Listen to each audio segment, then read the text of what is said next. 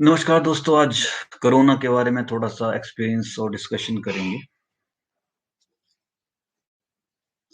Last Sunday को हल्का-सा बुखार महसूस हुआ। बुखार को तो हम लोग कैज़ुअल लेते हैं, आम लेते हैं। ऐसे ही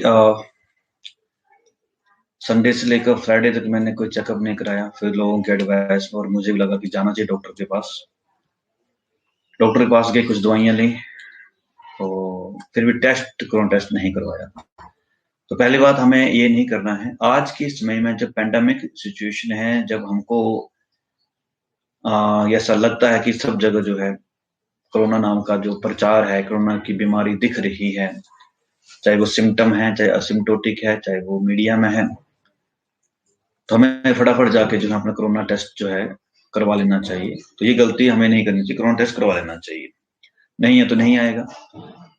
फिर नेक्स्ट संडे को टेस्ट हुआ, तो उसमें जो रिपोर्ट आई 2 दिन के बाद, 3 दिन के बाद, उसमें मुझे कोरोना पॉजिटिव और नेगेटिव कुछ भी नहीं आया।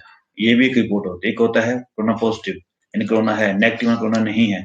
एक होती है ना पॉजिटिव ना नेगेटिव, तो उसमें सस्पेंस होता है। तो डॉक्टर ने फिर लेने को बोला टेस्ट को। उसके बाद रैपिड, उसी वक्त रिपोर्ट के साथ ही डॉक्टर ने फिर जो रैपिड टेस्ट किया, और रैपिड टेस्ट में कोरोना नहीं आया। उसी समय ही उसमें रिजल्ट आ जाता है। अब मेरा भाई जो डॉक्टर है एम्स में, तो उसने जो है बोला कि आप सिटी स्कैन कराओ। तो फिर मेरे सारे ही टेस्ट हुए, ब्लड टेस्ट से लेकर यूरिन टेस्ट से लेकर स्कैन भी कराया। बुखार बहुत तेज था, बुखार 100, 102, 103, 103 भी रह रहा था। तो जब टेस्ट कराया, सिटी स्कैन हुआ, तो सिटी स्कैन की जो रिपोर्ट्स आई, बाकी सब रिपोर्ट नॉर्मल थी। उसमें HRCT जो था वो 12 था। अब ये क्या होता है, इसका मतलब ये होता है कि आपके जो थैलियां हैं जो ऑक्सीजन ऑब्जर्व करती हैं, उसमें बलगम या पानी भर गया है और वो प्रॉपर काम नहीं कर रही है। अगर इसकी रेंज जो है 0 से 8 के बीच में है तो सब कुछ नॉर्मल है, आपको घबराने की जरूरत नहीं है। गरारे करके, स्टीम करके या गुजारा हो जाएगा और आप ठीक हैं। और या एडवाइस डॉक्टर से इसमें लेनी है, जो कहते हैं घर में रह के आप ठीक हो सकते हैं। मॉडरेट में आप डॉक्टर से एडवाइस लेके, दवाइयाँ लेके जो है, चाहे आप हॉस्पिटल या घर में रह सकते हैं। तो मेरा 12 था, तो ये मॉडरेट सिचुएशन थी। इसमें जो है फिर थोड़ा सा प्रिकॉशन ज्यादा करनी पड़ती है, और उससे ऊपर 18, 19 से 25 के बीच में समझो कि सिचुएशन गंभीर है, फिर आपको बड़े सीरियसली अपना ख्याल रखना पड़ेगा। तो कुल मिला के मुझे जो महसूस हो रहा था कि बुखार काफी तेज महसूस हो रहा था। बुखार में जैसे मैं गर्म पट्टी भी ठंडे पानी की पट्टियां रख रहा था, उससे फर्क पड़ रहा था। उस समय ही था ये, एक दो दो तीन दिन बड़ा रहा। उससे पहले नॉर्मल था बुखार। उसके बाद कुछ मेरी मदर ने नाक में जो नींबू की बूंदें डाली, मुझे ऐसी फीलिंग आई पर्सनल कि इससे बहुत फर्क पड़ा, बहुत ही ज्यादा। हालांकि 2 बार डाला, इससे बहुत फर्क पड़ा, काफी इंप्रूवमेंट हुई। और जब बहुत ज्यादा तेज बुखार था तो मुझे सांस लेने में भी प्रॉब्लम आती थी, मुझे कमजोरी बहुत महसूस हो रही थी, और बात गले में जो सूखी खांसी थी। तो ये भी ख्याल रखना है कि शुरू में जब खांसी थी तो गलती से क्या हुआ कि मम्मी ने हम लोगों ने जब गए डॉक्टर के पास, तो वो खांसी की दवाई लेके आए, वो बलगम निकालने वाली खांसी की दवाई ले आए। तो ये भी ऐसा नहीं होना चाहिए। आपको कौन सी खांसी, सूखी खांसी को बंद करने की दवाई लानी है, ना कि रेशा बाहर निकालने की। तो ये भी थोड़ी छोटी मिस्टेक जो होती है, वो कई बार जो है आदमी कर बैठता है, जो नहीं होनी चाहिए। प्रॉपर एडवाइस, और जो दवाइयाँ डॉक्टर देते हैं उनमें से पैरासिटामोल और अजिथ्रोमाइसिन और विटामिन सी, विटामिन मल्टीविटामिन, ये गोलियां कॉमन है। बाकी जो वो देंगे वो तो आपने लेनी है। और जो खांसी के लिए है, खांसी अगर है तो कोरोना के सिम्टम क्या हैं? आपको थकान महसूस होगी, कमजोरी महसूस होगी, आपको सिर दर्द भी हो सकता है, बुखार आपको महसूस होता है, खांसी, सूखी खांसी, ये उसके कुछ सिम्टम हैं। क्योंकि कोरोना असिम्प्टोटिक भी हो रहा है, जैसे आप जानते हैं। तो ये कुछ एक्सपीरियंस था। बाकी इसके अलावा जो जिसमें पीएच फैक्टर ज्यादा है, जैसे नींबू हो गया, माल्टा, संतरा, मौसम्मी, इन चीजों का सेवन आप अधिक से अधिक, पानी अधिक से अधिक पीना है, गर्म पानी। इसके साथ में गार्गल्स, गरारे जिसे बोलते हैं, फिटकी डाल के थोड़ा सा गरारे करें, नमक डाल के गरारे करें। हर 2-3 घंटे में गरारे करने की आदत, स्टीम लेने की आदत, कम से कम दिन गरारों के बाद स्टीम ले लीजिए। जब बहुत आपको बुखार कमजोरी उस वक्त बहुत ज्यादा जरूरत है। और उसके पश्चात जो है आपका एक फिटकरी का जो प्रयोग आया है उससे लोगों को बहुत फायदा हुआ है। फिटकरी के जो पानी में डाल के थोड़ी देर डाल के रखिए, उसको पी लीजिए। बहुत लोगों ने इसका एक्सपीरियंस पाया, अच्छा लगा। मैंने तो इसको यूज नहीं किया, लेकिन नींबू से ही मुझे बहुत असर हुआ। तो एक छोटा सा एक्सपीरियंस था। इसके अलावा आप थोड़ा सा सैर करना, व्यायाम करना, यानी कि जैसे सांस को झटके से छोड़ना, ये एक बहुत ज्यादा एक फायदेमंद चीज होती है। एकदम सांस लेके झटके छोड़े, तो कपाल भाती करें, ये बहुत ही ज्यादा फायदेमंद है। पर जब लेटने की बात है तो आप पेट के बल लेटें, तकिया रखने की बहुत सी वीडियो जिसके इसमें यूट्यूब में मिल जाएंगे। और कैसे पेट के बल सांस लेने की प्रॉब्लम अगर हो रही है तो उसमें फायदेमंद होता है, ऑक्सीजन लेवल बढ़ता है।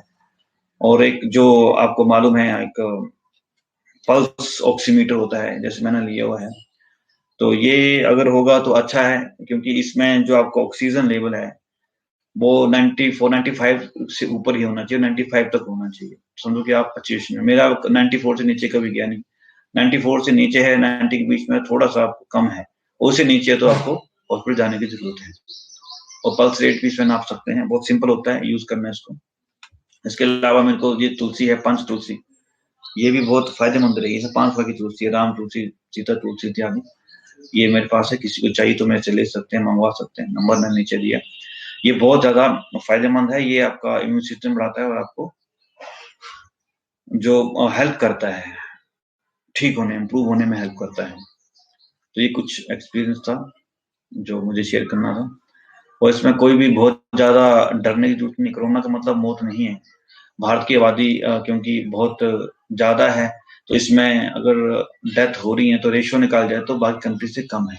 130 करोड़ आबादी में 1000 में एक आधी मौत है, एक या दो मौतें हो रही हैं। और इसमें आपको जो आपकी आपकी जो मेडिकल हिस्ट्री, जो डिजीज हिस्ट्री है, उसको भी आपको नोट करना होगा।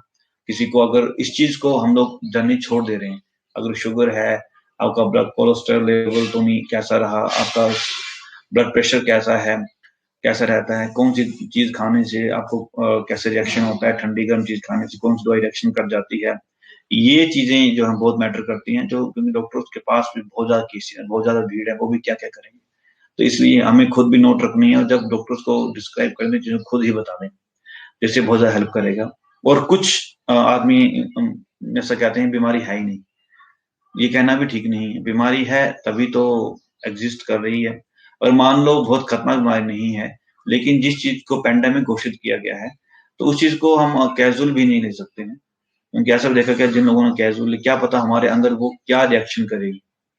कोई चीज जब पूरी तरह से एक आदमी के घर में है वो अलग बात है, जब लेकिन जब पूरा स्प्रेड हो जाता है तो वो क्या सर्कमस्टांसेस और क्या वो सर्कल क्रिएट करेगी, इसके बारे में कोई भी कुछ फिक्स नहीं कह सकता। कितनी खतरनाक हो सकती है, कोई कुछ बोल नहीं सकता। तो इस चीज का हमको सिर्फ सुरक्षित रहना है, और साथ में मास्क लगाना है, साथ में कमेंट करिए। धन्यवाद।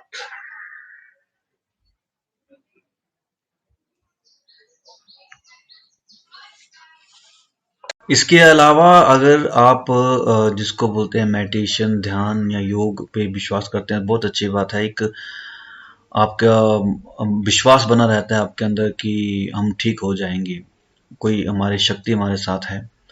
और अगर आप ध्यान नहीं कर पा रहे हैं, मेडिटेशन नहीं कर पा रहे हैं, तो आपके लिए 1 या 2 लोग या आपके पास टीम है ऑलरेडी जो राजयोग करती है, योग करती है आपके लिए, तो बहुत ही अच्छा है और काफ़ी हेल्प मिलती है। मुझे भी काफ़ी अच्छा लगा, जो आपको हालचाल पूछते रहें आपसे, और आपको एक इमोशनल एक फैक्टर, एक सहारा जो होता है, बहुत काम करता है। क्योंकि जैसे ही माइंड में एक मैसेज आता है कि हमारे साथ एक पावर है, हमारे साथ कुछ लोग हैं, हमारे साथ जो है एक टीम है, जो हाँ, तो वो माइंड में बहुत पॉजिटिव मैसेज देता है, और एकदम से हमारा जो इम्यून सिस्टम है, हमारे जो जो सेल्स हैं, बॉडी जो है बहुत एनर्जेटिक, और माइंड जो है एनर्जेटिक हो जाता है, जो हमें हर पावर, हर मुश्किल से लड़ने में एक ताकत देता है। तो ये भी एक बहुत बड़ी कहें टेक्निक कहो, पॉइंट कहो हमारे साथ, जो हर बीमारी में भी लड़ने को एक फैक्टर है जो काम करता है। धन्यवाद।